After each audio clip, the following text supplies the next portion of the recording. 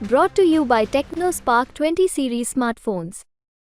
नरेंद्र मोदी जिंदाबाद। मोदी जी को जय श्री राम।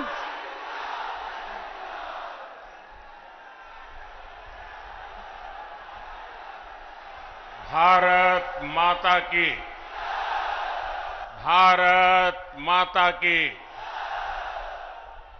गिद्धौर दुर्गा माई, बाबा धनेश्वर नाथ के ई पवित्र भूमि के नमन करिए।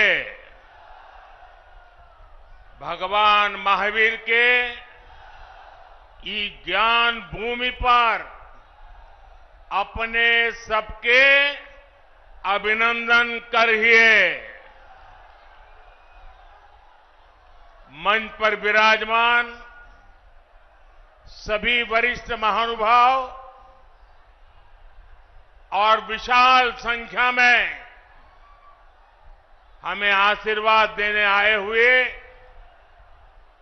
मेरे प्यारे भाई और बहनों, मैं इस तरफ देख रहा हूं, पूरा हुजूम का हुजूम अभी आ रहा है।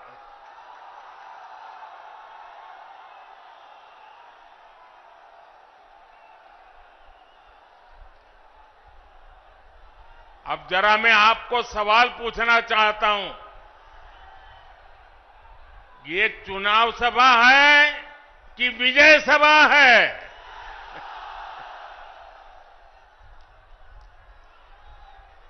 आपने कमाल करके रख दिया आज जमुई की इस खूबसूरत धरती पर उमड़ा ये जन सैलाब बता रहा है जनता का मूड क्या है। जुमई से बीजेपी और एनडीए के पक्ष में उठी ये हुंकार बिहार के साथ ही पूरे देश में गूंज रही है। जमुई, नवादा, मुंगेर, बांका के साथ साथ बिहार की सारी 40 सीटें एनडीए के खाते में देने का आप बिहार वासियों का निर्धार, मैं इस निर्धार को नमन करता हूं। और इसलिए पूरा बिहार कह रहा है, फिर एक बार, फिर एक बार, फिर एक बार। साथियों, मैं जब भी आपके बीच आया हूं, आपने मुझे भरपूर प्यार दिया है, अपनापन दिया है। लेकिन आज इस मंच से एक कमी हम सबको महसूस हो रही है। हमारे लिए ये पहला ऐसा चुनाव है जब बिहार के बेटे दलितों, वंचितों के प्रिय और मेरे परम मित्र पद्म विभूषण से सम्मानित रामविलास पासवान जी हमारे बीच नहीं है। मुझे संतोष है कि रामविलास जी के विचार को मेरा छोटा भाई चिराग पासवान पूरी गंभीरता से आगे बढ़ा रहे हैं। 19 अप्रैल को आप एनडीए को जो समर्थन देंगे, आप भाई अरुण भारती जी को जो एक एक वोट देंगे वो रामविलास जी के संकल्पों को मजबूती देगा। साथियों, बिहार की धरती पूरे देश को दिशा दिखाने वाली रही है। बिहार की इस धरती ने आजादी की लड़ाई में और स्वतंत्र भारत की नींव मजबूत करने में बहुत बड़ी भूमिका निभाई है। लेकिन दुर्भाग्य से बिहार के सामर्थ्य के साथ आजादी के बाद 5-6 पीढ़ियों के साथ यहां न्याय नहीं हो पाया।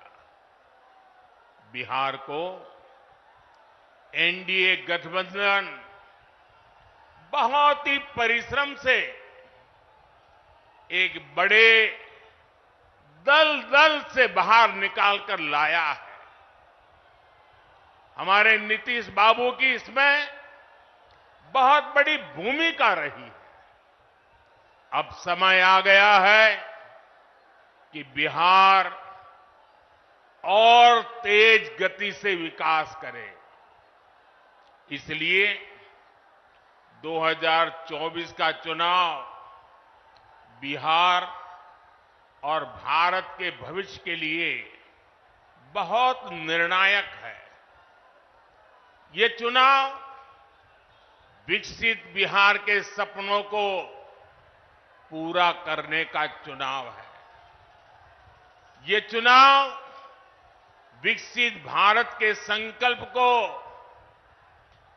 मजबूत करने का चुनाव है।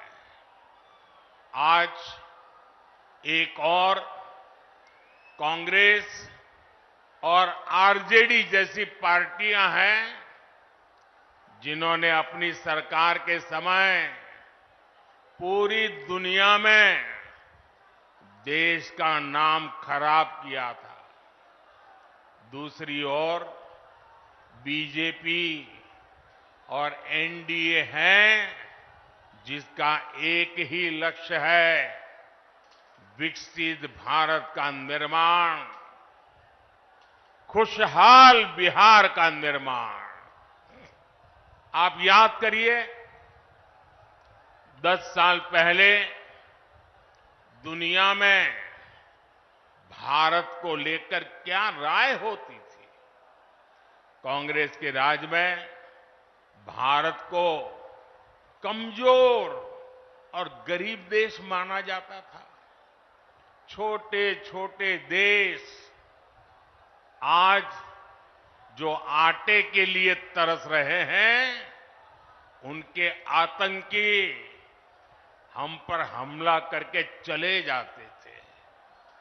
और तब की कांग्रेस दूसरे देशों के पास शिकायत लेकर जाती थी। मोदी ने कहा, ऐसे नहीं चलेगा। भारत वही महान पाटलिपुत्र और मगध वाला भारत है। भारत वही चंद्रगुप्त मौर्य वाला भारत है। आज का भारत घर में घुसकर मारता है। आज का भारत दुनिया को दिशा दिखाता है। अब दुनिया देख रही है कि केवल 10 वर्षों में भारत की साख और भारत की हैसियत आज कैसे बढ़ी है। आज भारत दुनिया की 5वीं सबसे बड़ी अर्थव्यवस्था बन चुका है। चंद्रमा के जिस कोने पर कोई नहीं पहुंचा था, वहां हमारा चंद्रयान, हमारा तिरंगा पहुंचा है। भारत जब G20 की मीटिंग करता है तो उसकी चर्चा भी पूरे विश्व में होती है। ये किसने किया? ये किसने किया? ये किसने किया? जी नहीं, आपका जवाब गलत है। ये मोदी ने नहीं, ये आपने किया है। आपके एक वोट ने किया है। आपके वोट की वो ताकत थी जिसके कारण ये सब संभव हुआ है। और इसलिए इस सफलता के हकदार अगर कोई है तो आप मेरे प्यारे देशवासी हैं। साथियों, आज देश कैसे बदल रहा है, बिहार खुद इसका साक्षी है। और बिहार कैसे बदल रहा है, इसका उदाहरण जमुई में भी देख सकते हैं। आप याद करिए, हमारा ये जमुई आरजेडी और कांग्रेस के काले दौर में यहां क्या हालत होते थे। जमुई की पहचान कैसी बना दी थी इन लोगों ने। जमुई आरजेडी के जंगल राज का कितना बड़ा भुक्तभोगी होता था। जमुई की पहचान नक्सलवाद से होती थी। सरकार की योजनाएं यहां पहुंचने ही नहीं दी जाती थी। नक्सली यहां सड़कें नहीं बनने देते थे। इसका नुकसान यहां के गरीब, मजदूर और किसान को होता था। लेकिन आज वही जमुई विकास के हाईवे पर तेज रफ्तार पकड़ रहा है। नक्सलवाद दम तोड़ चुका है। जो लोग नक्सलवाद के रास्ते पर भटक गए थे, उन्हें हमारी सरकार ने मुख्य धारा से जोड़ा है। उनके परिवारों को पूरा सहयोग दिया है। अब इस इलाके से एक्सप्रेसवे निकलेगा, मेडिकल कॉलेज भी खुल गया है। अब जमुई के एक और देवघर से हवाई जहाज की सेवाएं शुरू हो गई हैं, तो दूसरी ओर गया एयरपोर्ट के विस्तार की तैयारी भी चल रही है। इस इलाके में इतनी प्राकृतिक सुंदरता है। हमारा प्रयास है कि देवघर और गया जी आने वाले लोग यहां भी आकर के जाएं। पूरे बिहार में रोड इंफ्रास्ट्रक्चर के लिए हमारी सरकार करीब 1 लाख करोड़ रुपए खर्च कर रही है। इन सारे प्रयासों से यहां रोजगार और स्वरोजगार, इसके अनेक अवसर बन रहे हैं। भाइयों और बहनों, आपको एक बात और कभी भी भूलनी नहीं है, हमेशा हमेशा याद रखनी है। याद रखिए, और कोई भी गरीब मां का बेटा इसको भूल नहीं सकता है। कोई भी किसान का बेटा भूल नहीं सकता है। कोई भी आशा अपेक्षा कर लेकर के जीने वाला नौजवान, मेहनत करके आगे आया हुआ नौजवान, उस बात को कभी भूल नहीं सकता। याद कीजिए, रेलवे में भर्ती के नाम पर जो लोग गरीब युवाओं से जमीन लिखवा लें, वो बिहार के युवाओं का कभी भला नहीं कर सकते। रेल मंत्री हमारे नीतीश बाबू भी थे। आज तक कोई शिकायत नहीं आई नीतीश बाबू के खिलाफ। और इन लोगों ने गरीबों की जमीन छीन ली। घमंडिया गठबंधन वालों के समय में केवल खस्ता हाले ट्रेनें चलती थी, लेकिन अब पूरे देश की तरह ही बिहार के लोग भी वंदे भारत ट्रेन में सफर कर रहे हैं। और जल्द ही ये ट्रेनें देश के हर रूट पर दौड़ती नजर आएगी।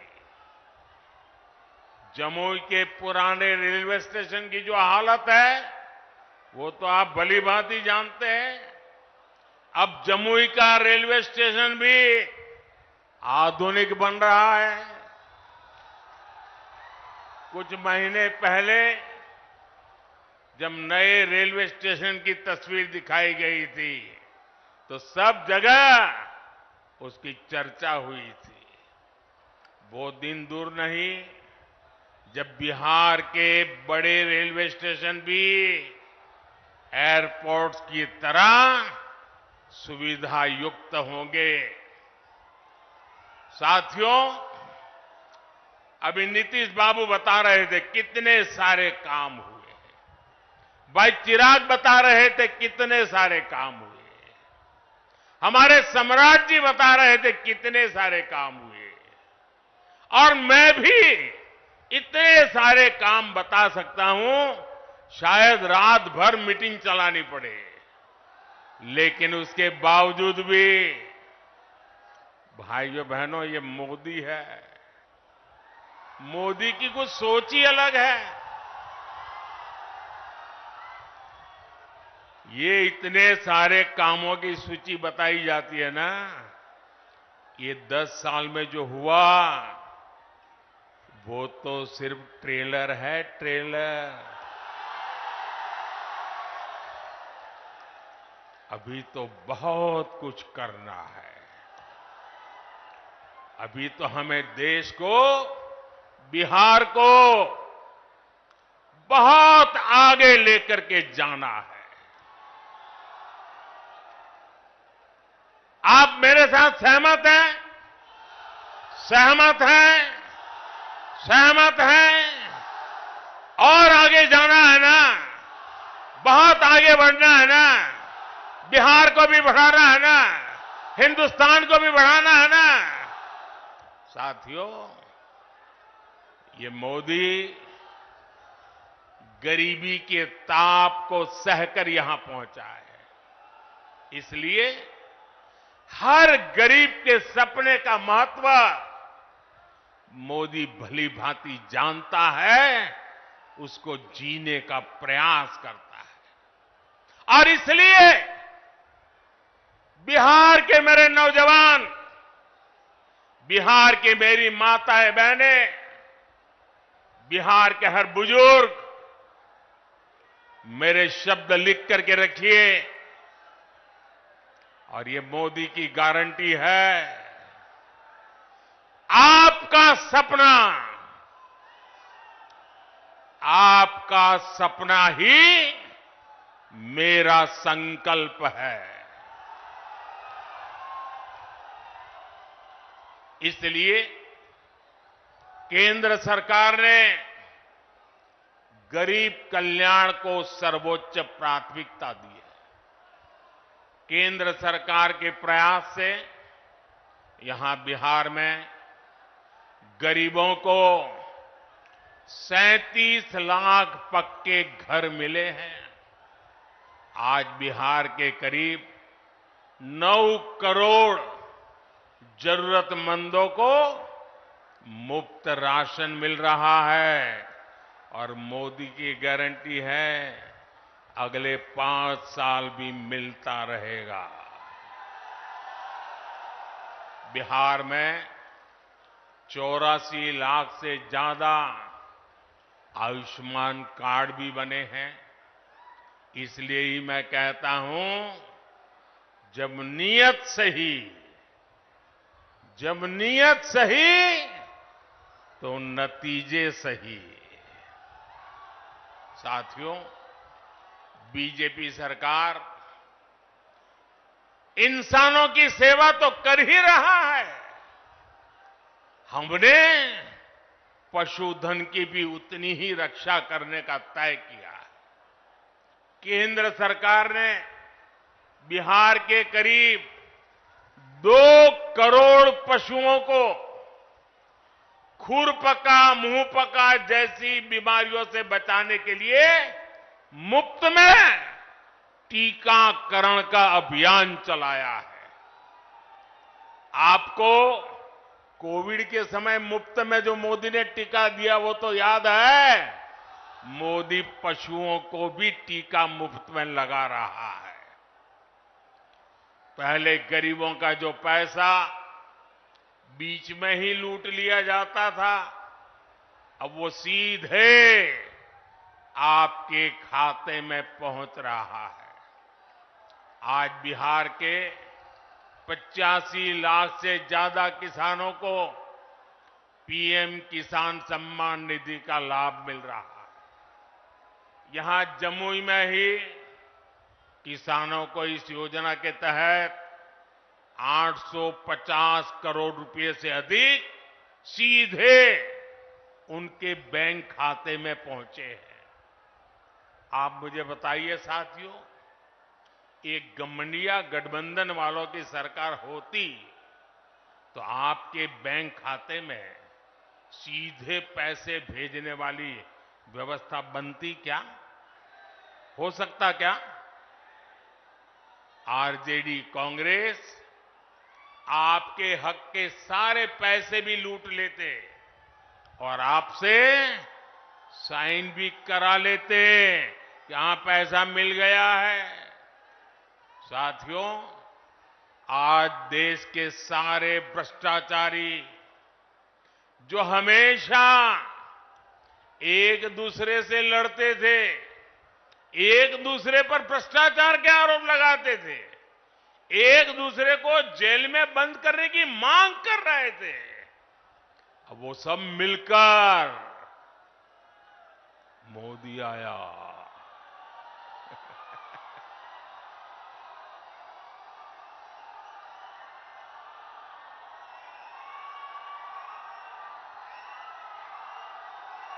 भ्रष्टाचारी कान खोल करके सुन ले, ये मोदी नहीं आया, 140 करोड़ देशवासियों का भ्रष्टाचारियों के प्रति गुस्सा निकल करके आया है। और इसलिए ये मोदी के खिलाफ अनाप शनाप पता नहीं क्या क्या बोलते हैं। साथियों, मैं कहता हूं, भ्रष्टाचार हटाओ। मोदी कहता है भ्रष्टाचार हटाओ, वो कहते हैं भ्रष्टाचारी बचाओ। आप मुझे बताइए, भ्रष्टाचार हटना चाहिए कि नहीं हटना चाहिए? इस देश से भ्रष्टाचार जाना चाहिए कि नहीं जाना चाहिए? हर स्तर पर से भ्रष्टाचार जाना चाहिए कि नहीं जाना चाहिए? जिन्होंने लूटा है उन्होंने लौटाना पड़ेगा कि नहीं पड़ेगा?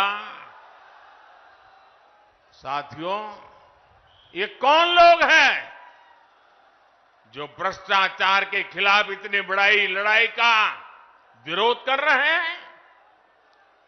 आप देखिए, एक तरफ एनडीए सरकार है जो नए उद्योग लगाने की बात करती है, दूसरी ओर ये लोग हैं जिनकी पहचान अपहरण उद्योग की रही है। एक तरफ एनडीए सरकार है जो सोलर पावर और एलईडी लाइट की बात करती है, दूसरी ओर एक गठबंधन गठबंधन वाले लोग बिहार को लालटेन युग में रखना चाहते हैं। हम नीतीश जी के सहयोग से बिहार में हाईवे और एक्सप्रेसवे बना रहे हैं, जबकि आरजेडी ने बिहार को गड्ढे और खाई में धकेल दिया था। एनडीए सरकार गरीबों की उनकी जमीन का प्रॉपर्टी कार्ड दे रही है, जबकि आरजेडी के लोग गरीबों की जमीनों पर कब्जा करते हैं। हम महिलाओं को सुरक्षा की गारंटी देते हैं, बेटियों को नए अवसर देते हैं, जबकि आरजेडी के लोग जंगल राज में बेटियों को सड़कों से उठा लिया जाता था। साथियों, हमारी सरकार में राम मंदिर का 500 वर्ष पुराना सपना पूरा हुआ।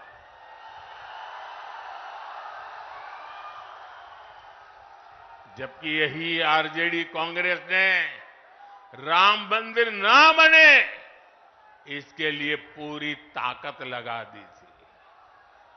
आज भी ये लोग राम मंदिर का उपहास उड़ाते हैं, अपमान करते हैं।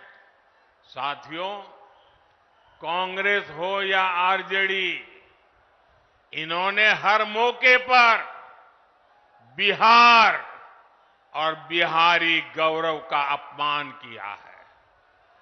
यही कांग्रेस और आरजेडी की जिसने कर्पूरी ठाकुर का अपमान किया था।